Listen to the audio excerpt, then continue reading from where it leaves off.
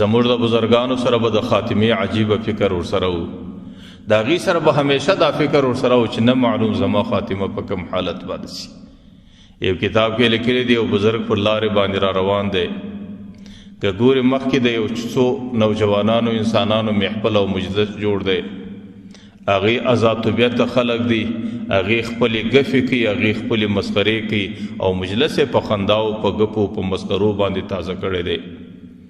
او چې کله دغه رقم مجلس یو ځای رواني، بیا چې کله یو بزرګ دغه مجلس په څنګ کې تېرېږي نو هغې خلک پر یغه بزرګ باندې هم یو ټوکه برابروي او دغه ټوکه د خپل مجلس د تازګۍ یو حصه بولي. نو آخر یو نوجوان ور ولاړ شو، هغه بوډا ته وایي، هغه بزرګ ته وایي،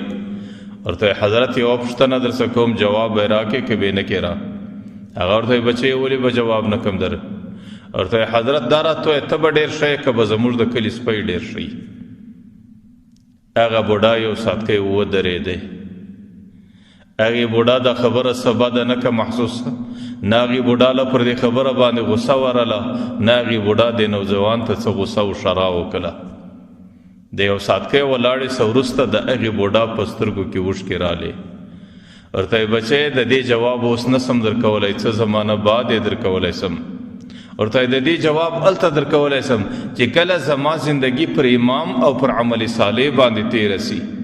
او الله تعالی ما ته خاتمه پر ایمان باندې را نصیب کړي،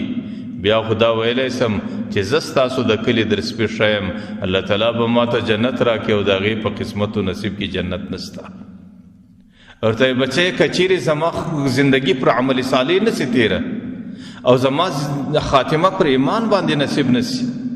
بیا خو دا ښکاره خبره کوم چې ستاسو د کلي سپی پر ما باندې ډېر ښه دی،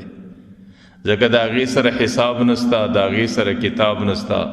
د هغې دپاره د الله حضور ته پیښېدل نسته، د هغې دپاره د پیغمبر په حضور کې درېدل نسته.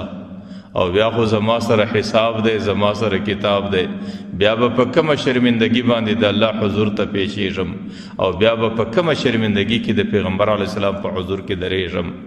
بیا خو د بدعملی په خاطر زما زندگی په جهنم کې ده، الله تعالی به ما ته په جهنم کې سزا راکوي او ستاسو د کلي د سپي دپاره دا سزا نسته. ورته یې بچی که چیرې زما زندگی ښه تېره سي او خاتمه مې پر ایمان باندې سي، بیا خو زه ستاسو د کلي د سپي څه ښه یم،